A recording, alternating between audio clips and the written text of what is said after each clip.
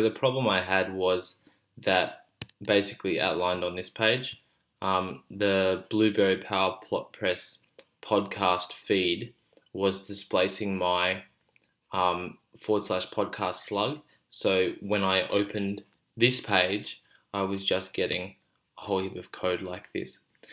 So what I needed to do was take one of these options, options 1, 2, and 3. I chose option 3 because I've already configured two feeds that use the podcast categories, so I was able to disable this feed. To do that in Blueberry, I needed to go to File Manager, I needed to go to Document Root Folder, I need to say show Hidden Files, and then I chose option 3, so I needed to go to the WordPress configure.php file and paste in this bit of code. So I went to WordPress, where is it? WordPress configure PHP.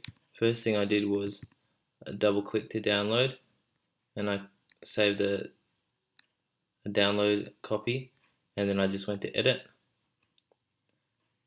and then edit, and then up the top here I just wrote what I was going to do, and then I pasted in that bit of code, with that bit of code there.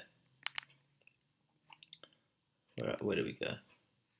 You can see it there. And then I press save, and then I had to go back into WordPress. I disabled the PowerPress plugin.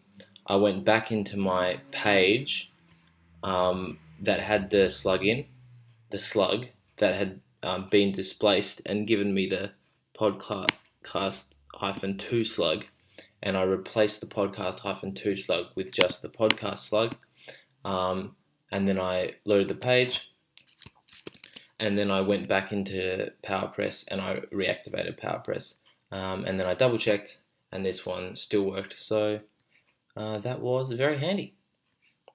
So hopefully this will help me to remember how to do this in future, and hopefully potentially help other people too if they have the same issue.